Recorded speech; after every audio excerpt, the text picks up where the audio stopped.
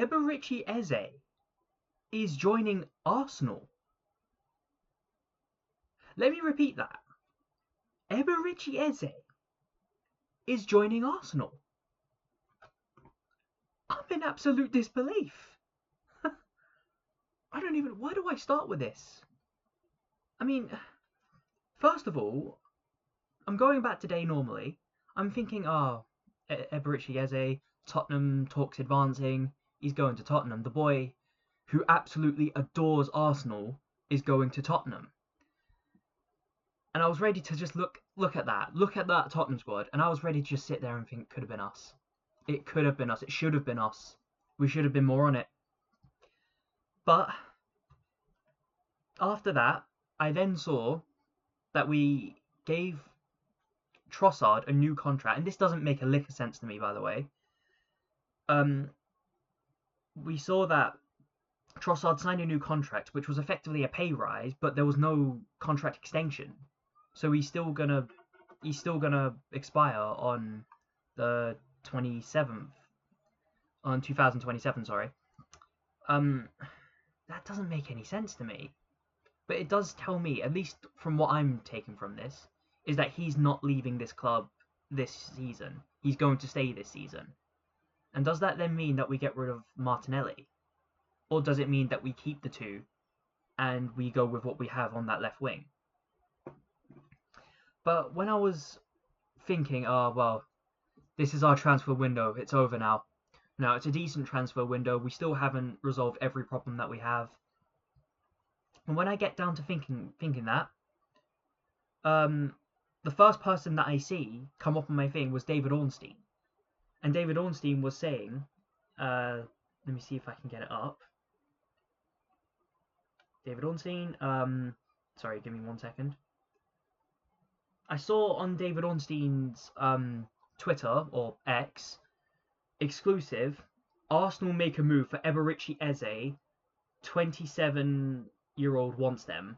Tottenham lined up deal with Crystal Palace today and player, but after Kai Havertz's injury, Arsenal now closing in on England international if he proceeds with choice.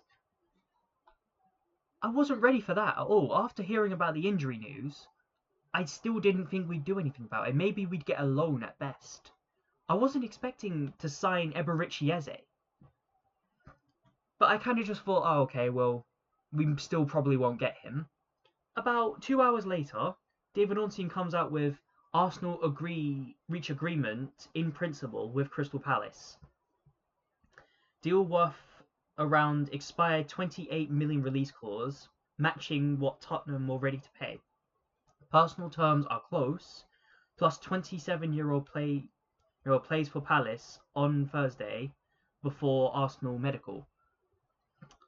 And so I'm sitting there, again, I'm chatting with a few people back and forth. They were all saying the same thing. I don't believe it. Arsenal's going to look terrifying with Eze. And I'm still thinking he hasn't been done yet. This all seems to be coming out of nowhere, and I am so used to Arsenal not jumping on these opportunities. I'm so used to Arsenal working 5 light years until we finally sign a player. Then, all of a sudden, I check Fabrizio Romano to see what he's got to say about this. And what do I see? The first thing I see, breaking, Eberechi Eze to Arsenal, here we go. Verbal agreement in place between all parties. Crystal Palace to receive package in excess of 60 million as Eze preferred Arsenal over Spurs. Arsenal win race over Tottenham, been in advanced talk for days but never sealed. Fabrizio Romano has given us the here we go. How insane has this got to be? It took a few hours, at least from our perspective anyways. We were interested in him for like 3 hours, and then an additional 2 hours later, we're given the here we go. This is the fastest I've ever seen Arsenal work. But look, it shows something. At the very least, it shows that Andrea Berta is coming into this team with intent. He has intent to sign players. Now that we've got, at least it seems like we've got Eze, we still have to wait after tomorrow. after tomorrow they play a Conference League match. It's going to be the opening Conference League match for them. And I will be watching that as well, because the one thing that I am scared of right now is Eze getting injured. If he gets injured, the deal completely collapses. But look, this came out of nowhere for absolutely everyone. I couldn't believe it. I couldn't believe I was seeing what I was seeing. And Crystal Palace, I have to give them full credit as well. They have managed to create an absolutely phenomenal player. The way, and especially with what he did in the FA Cup final and the Community Shield as well, he looked phenomenal consistently. But this begs the question now: are we going to put Eze on the left wing and have him overtake Martinelli, or are we going to put him in a central attacking mid kind of position, very similar to Odegaard, because that is his more natural position? And me personally, I think we could do either or, but I'm hoping to God that he doesn't just become a player that we bring off the bench. That would be so unjust.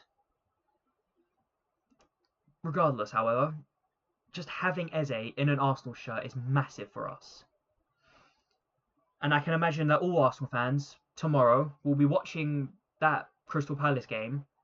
I don't think many of us will really care much about the result itself, although I do kind of have a bit of a soft spot for Crystal Palace after this UEFA Europa League controversy. And, well, again, speaking for myself here, I do have a soft spot for them. Maybe there's a lot of Arsenal fans who have a soft spot as well. But I'm more so watching Eze to watch out for any potential injuries that he might get. The last thing that we need now is Eze getting injured in that game. But it seems more likely that that will be his last game for Crystal Palace, and then after that it's a medical, and then straight to Arsenal. And I do hope that the Crystal Palace fans, it will be happening at Selhurst Park, thankfully. So I do hope that Crystal Palace fans will be giving him a solid farewell. He's done absolute bits for the club, and I think he deserves that much at the very least. But I've no doubt in my mind that they will. And now we have to look at this transfer window. I was sitting here, as I was saying before, I was sitting here thinking we didn't have a 10 out of 10 transfer window. At best, you could give us maybe a 7, because we haven't addressed absolutely everything yet. We still have a few problems. With Eze, where do you rank this transfer window currently? Assuming Eze gets through the door and we've got Eze as an Arsenal player, how do you rank this transfer window? Because for me, I want to take into account the fact that it seems like we haven't got an out-and-out left wing. We haven't sold anyone. The fact that we've let go of players like Partey and Jorginho and Kieran Tierney on a free, that's not a good look for us. It's not good for business. I can't necessarily blame Berta for that. But I'm still looking at Berta, and I'm still saying, you've proven that you can buy. But now we need to prove that you can sell. This is the big challenge for Berta right now. If we can sell properly, if we can get rid of a Martinelli or a Trossard at a high price, if we can get rid of Fabio Vieira and Reece Nelson, which I'm apparently hearing Reece Nelson wants to fight for his position. But regardless, if we can do something like that and get a really good deal in place for those players, Berta will have 110% backing from the club. One player I'm going to especially look at, though, is Zinchenko.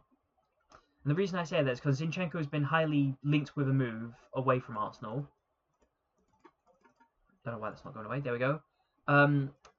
But my question is, do we then have to bring in someone who can replace him? And the reason I say that is because of Calafiori's and how injury prone he is. You can have players like Mosquera and Lewis Skelly, Calafiori, and Timber in those positions, but I would much rather we had a more full defensive line, because you can see what Trossard not Trossard, Timber, sorry. You see what Trossard, I said it again, Timber, you can see what Timber does on the right back, and you can see just how integral he is to that right back position. So do we have to replace him is a big question if we do get rid of him. Well, regardless, the only thing that seems almost certain now is that Eberechi Eze is going to be an Arsenal player. We have to wait one game, which is happening tomorrow at 8 o'clock, I believe. And then it's a medical, and hopefully after pen to paper, we've got our man. But anyways, let me know what you think down below. Like, share, and comment, and please do subscribe. It really does help out the channel. And let me know what you think about this transfer window so far. How would you rate it currently? I've seen a lot of people kind of debating it. 7 out of 10, 8 out of 10, some even say 10 out of 10. But let me know what you think down below. And I will be seeing you for the match preview against Leeds. Goodbye for now.